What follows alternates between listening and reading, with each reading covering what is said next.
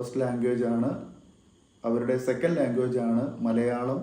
ഈ മലയാളത്തിൽ നിന്ന് പരീക്ഷയ്ക്ക് നിർബന്ധമായിട്ടും ഒരു ഉപന്യാസം എഴുതാനുണ്ടാകും. ആ ഉപന്യാസത്തെയാണ് നമ്മൾ ഇന്ന് എക്സ്പ്ലെയിൻ ചെയ്യാൻ പോകുന്നത്.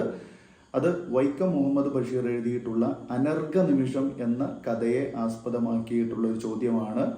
അതായത് അനർഘ നിമിഷം എന്ന പാഠഭാഗത്തെ ആസ്പദമാക്കി ജീവിതത്തെയും മരണത്തെയും കുറിച്ച് ബഷീറിനുള്ള സങ്കല്പം, അതായത് അദ്ദേഹത്തിൻ്റെ ദർശനം, അത് വിശകലനം ചെയ്യുക എന്ന് പറഞ്ഞുകൊണ്ടായിരിക്കും ചോദ്യം ഉണ്ടാവുക. ഇനി ഈ ചോദ്യം ഇതുപോലെ അല്ലെങ്കിൽ മറ്റേതെങ്കിലും രൂപത്തിൽ വന്നാലും നമുക്ക് ഇതേ ഉത്തരം എഴുതി വെച്ചാൽ മതി. അപ്പോൾ നിങ്ങൾ ചോദ്യം വന്ന ഭാഗം മനസ്സിലാക്കണം. അതായത് അനർഘ നിമിഷം എന്ന വാക്ക് ചോദ്യത്തിലുണ്ടാകും, എസ്എ ക്വസ്റ്റ്യനിലാണ് ഉണ്ടാവുക.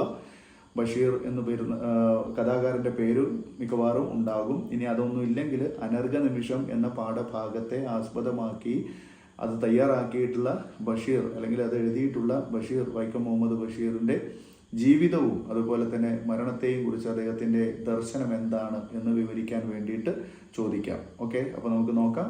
ചോദ്യം ക്ലിയറായി എന്ന് വിചാരിക്കുന്നു. അപ്പോൾ നമ്മൾ ഇതെങ്ങനെ തുടങ്ങേണ്ടത്? ജീവിതാവസാന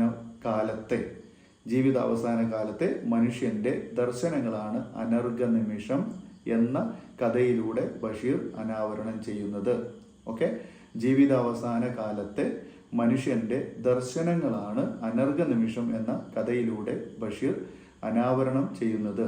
ഒരു മനുഷ്യൻ്റെ ജീവിതത്തെയാണ് ജീവാത്മാവ് എന്ന പദം കൊണ്ട് അദ്ദേഹം സൂചിപ്പിക്കുന്നത്. ഒരു മനുഷ്യൻ്റെ ജീവിതത്തെയാണ് ജീവാത്മാവ് എന്ന പദം കൊണ്ട് അദ്ദേഹം സൂചിപ്പിക്കുന്നത്. പരമാത്മാവ് എന്നാൽ ദൈവ സാന്നിധ്യമാണ്. തൻ്റെ യാത്രയ്ക്കുള്ള സമയം അടുത്തിരിക്കുന്നതായി അദ്ദേഹത്തിന് അനുഭവപ്പെടുന്നു. കോടാനുകോടി പേർ ജീവിച്ച ലോകത്ത് നിന്ന് താനും അപ്രത്യക്ഷനാകുന്ന നിമിഷത്തിലേക്ക് അടുക്കുമ്പോൾ ബഷീർ അവതരിപ്പിക്കുന്ന ചിന്തകൾ ശ്രദ്ധേയമാണ്. പ്രപഞ്ചത്തിലുള്ളതൊക്കെയും നശിക്കുന്നതാണ്, നശിക്കാത്തത് ഈശ്വരൻ മാത്രം. ആ പരമാത്മാവിലേക്കാണ് ലയിച്ച് ചേരലാണ്, അല്ലെങ്കിൽ ആ പരമാത്മാവിലേക്കുള്ള ലയിച്ച് ചേരലാണ് ഓരോ മനുഷ്യൻ്റെയും ജീവിതാഭിലാഷം. ഇതാണ് നമ്മുടെ ഫസ്റ്റ് പാരഗ്രാഫിലെ എസ്സേ ആയിട്ട് നമ്മൾ ഉൾപ്പെടുത്തേണ്ടത്. ആകെ നമ്മളിതിനൊരു 4-5 പാരഗ്രാഫാണ് എസ്സേക്ക് വേണ്ടത്. മലയാളം ആകുമ്പോൾ കുറച്ചും കൂടെ നമ്മൾ വിശദീകരിച്ച് എഴുതേണ്ടതായിട്ട് വരും. അപ്പോൾ എന്തായാലും ഒരു 4 പാരഗ്രാഫെങ്കിലും മിനിമം നിങ്ങൾ ഇതിൽ നിന്ന് പഠിക്കുക. ഈ കഥയുടെ ഒരു സാരം പഠിച്ചു വെച്ചാൽ, ഇതിനൊരു മൊത്തത്തിലൊരു ഐഡിയ നമുക്ക് കിട്ടിക്കഴിഞ്ഞാൽ തീർച്ചയായിട്ടും നിങ്ങൾക്ക് ഇതിന് ആൻസർ ചെയ്യാൻ പറ്റും എന്നുള്ളതാണ്. ഞാൻ ഒരിക്കൽ കൂടി ആ പാരഗ്രാഫ് ഒന്ന് പറയാം. ജീവിതാവസാന കാലത്തെ മനുഷ്യൻ്റെ ദർശനങ്ങളാണ് അനർഘ നിമിഷം എന്ന കഥയിലൂടെ ബഷീർ അനാവരണം ചെയ്യുന്നത്. ഒരു മനുഷ്യൻ്റെ ജീവിതത്തെയാണ് ജീവാത്മാവ് എന്ന പദം കൊണ്ട് സൂചിപ്പിക്കുന്നത്. എന്നാൽ പരമാത്മാവ് എന്നത് ദൈവ സാന്നിധ്യമാണ്.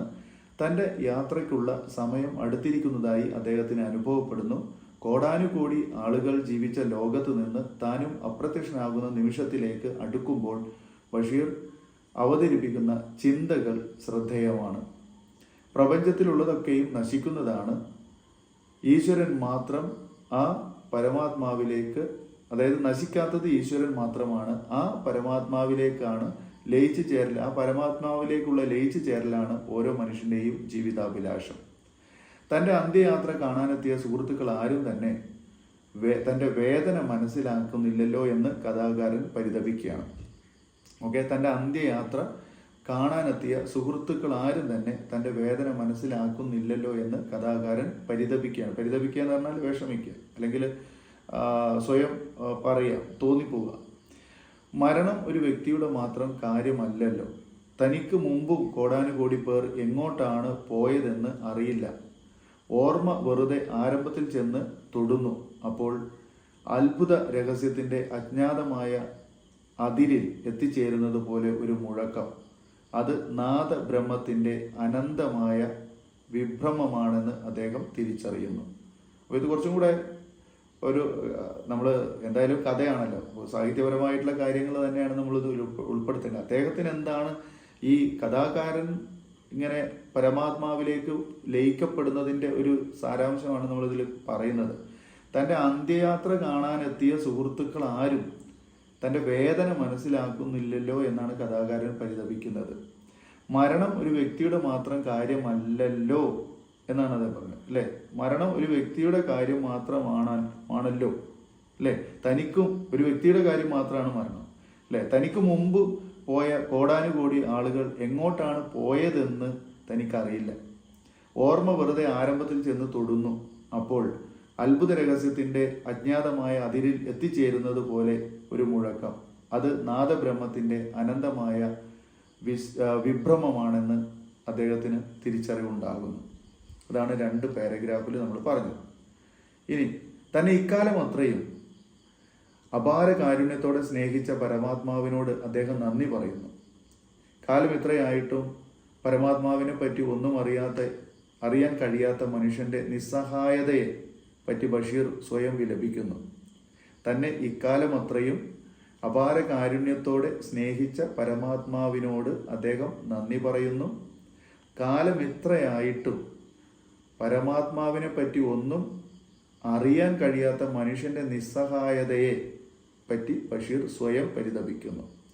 ഈശ്വരനെ മറന്ന് ഓടിയെങ്കിലും ദൈവം തന്നെ സ്നേഹിക്കുകയും സഹായിക്കുകയും ചെയ്യുന്നതിൽ ബഷീർ നന്ദി പ്രകടിപ്പിക്കുകയാണ്. തൻ്റെ തെറ്റുകൾക്കെല്ലാം കാരണം തൻ്റെ അറിവില്ലായ്മയാണെന്ന് കഥാകൃത്ത് സമ്മതിക്കുന്നു.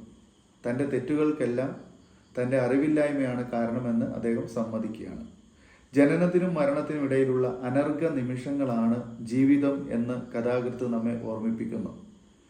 കഥാഭാഗത്തിലെ യാത്ര അന്ത്യയാത്രയാണ്. അപ്പോൾ 3ാമത്തെ പാരഗ്രാഫിൽ നമ്മൾ പറയുന്നത് എന്താണ്? 3ാമത്തെ പാരഗ്രാഫിൽ കഥാകാരൻ പറയുന്നത് തന്നെ ഇക്കാലം അത്രയും അപാര കാരുണ്യത്തോടെ സ്നേഹിച്ച പരമാത്മാവിനോട് അദ്ദേഹം നന്ദി പറയുകയാണ്. കാലം ഇത്രയായിട്ടും പരമാത്മാവിനെ പറ്റി ഒന്നും അറിയാൻ കഴിയാത്ത മനുഷ്യന്റെ നിസ്സഹായതയെ പറ്റി അദ്ദേഹം സ്വയം പരിതപിക്കുകയാണ്. ഈശ്വരനെ മറന്ന് ഓടിയെങ്കിലും ദൈവം തന്നെ സഹായിക്കുകയും സ്നേഹിക്കുകയും ചെയ്യുന്നതിൽ അദ്ദേഹം നന്ദി പ്രകടിപ്പിക്കുന്നു. തൻ്റെ തെറ്റുകൾക്കെല്ലാം കാരണം തൻ്റെ അറിവില്ലായ്മയാണ് എന്ന് കഥാകൃത്ത് സ്വയം സമ്മതിക്കുകയാണ്. യാത്രയ്ക്കുള്ള സമയമായി, അവസാനം നീ മാത്രമായി അവസാനിക്കാൻ പോവുകയാണ്, അല്ലേ? യാത്രയ്ക്ക് സമയമായി, അതായത് മരിച്ചു പോവുകയാണ്. അപ്പോൾ യാത്രയ്ക്ക് സമയമായി, പിന്നെന്താണ്? അവസാനം നീ മാത്രമായി അവസാനിക്കാൻ പോവുകയാണ്. അവസാനം നീ മാത്രമായി അവസാനിക്കാൻ പോവുകയാണ്, അതായത് ദൈവമാണ് ഉദ്ദേശിച്ചത്. ജനനത്തിനും മരണത്തിനും ഇടയിലുള്ള അനർഘ നിമിഷങ്ങളാണ് ജീവിതം എന്ന് കഥാകൃത്ത് നമ്മെ ഓർമ്മിപ്പിക്കുന്നു. ഈ കഥാഭാഗത്തിലെ യാത്ര അന്ത്യയാത്രയായിട്ടാണ് പറയുന്നത്.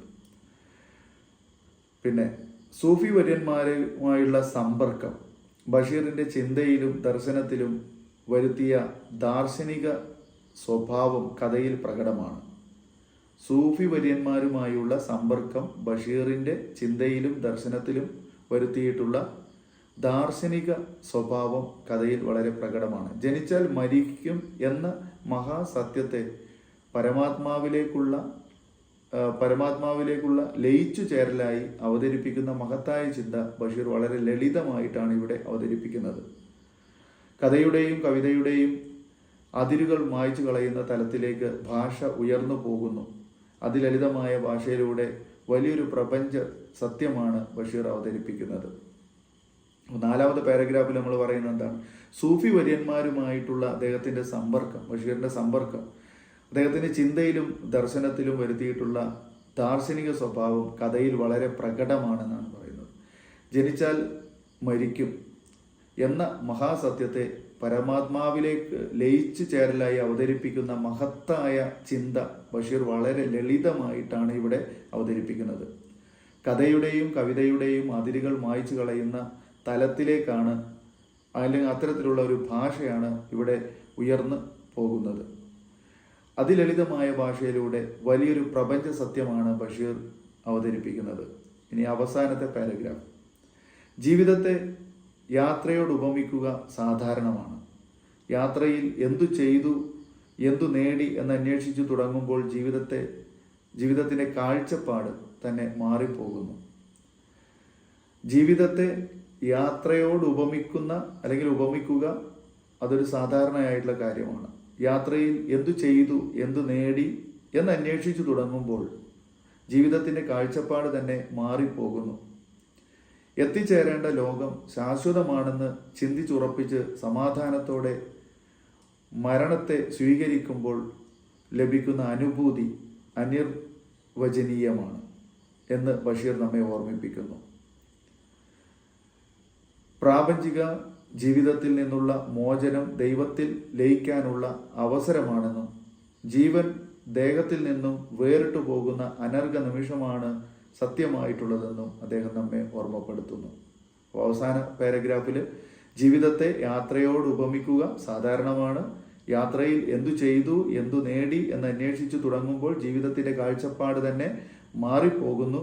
എത്തിച്ചേരേണ്ട ലോകം ശാശ്വതമാണെന്ന് ചിന്തിച്ചുറപ്പിച്ച് സമാധാനത്തോടെ മരണത്തെ സ്വീകരിക്കുമ്പോൾ ലഭിക്കുന്ന അനുഭൂതി അനിർവചനീയമാണെന്ന് ബഷീർ നമ്മെ ഓർമ്മിപ്പിക്കുന്നു. പ്രാപഞ്ചിക ജീവിതത്തിൽ നിന്നുള്ള മോചനം ദൈവത്തിൽ ലയിക്കാനുള്ള അവസരമാണെന്നും ജീവൻ ദേഹത്തിൽ നിന്ന് വേറിട്ടു പോകുന്ന അനർഘ നിമിഷമാണ് സത്യമായിട്ടുള്ളതെന്നും ബഷീർ നമ്മെ ഓർമ്മപ്പെടുത്തുന്നു. ഇത്രയാണ് ഈ ഒരു ചോദ്യത്തിൻ്റെ ഉത്തരം.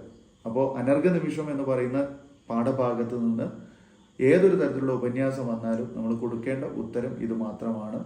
ഈ ഒരു ഭാഗം നിങ്ങൾക്ക് ചെറിയ രീതിയിലെങ്കിലും മനസ്സിലായിട്ടുണ്ടാകും എന്നാണ് ഞാൻ കരുതുന്നത്. നിങ്ങളുടെ റിക്വസ്റ്റ് പ്രകാരമാണ് ഞാൻ ഇത്രയും ബുദ്ധിമുട്ടിയിട്ടൊക്കെ ഇത്രയും കാര്യങ്ങൾ ചെയ്തു വെക്കുന്നത്. അപ്പോൾ എന്തായാലും ഇതിൻ്റെ ഒരു കഥയുടെ ഒരു ചെറിയ ഭാഗമെങ്കിലും അതിൻ്റെ ഒരു അർത്ഥതലങ്ങളിൽ നിന്ന് നിങ്ങൾക്ക് മനസ്സിലാക്കി കിട്ടിയിട്ടുണ്ടെങ്കിൽ ഞാൻ വളരെ സന്തോഷവാനാണ്. തീർച്ചയായും നിങ്ങൾക്ക് ഉപകാരപ്പെട്ടു എന്ന് തോന്നുകയാണെങ്കിൽ ഒന്ന് ലൈക്ക് ചെയ്യണം. ആദ്യമായി കാണുന്നവരുണ്ടെങ്കിൽ നമ്മുടെ ചാനലിനൊന്ന് സബ്സ്ക്രൈബ് ചെയ്ത് അതിൻ്റെ തൊട്ടടുത്തുള്ള ബെൽ ബട്ടൺ ഒന്ന് എനേബിൾ ചെയ്ത് വയ്ക്കുക. നമ്മുടെ ചാനലിൻ്റെ സബ്സ്ക്രിപ്ഷൻ പരമാവധി ഒന്ന് വർദ്ധിപ്പിച്ചു തരിക.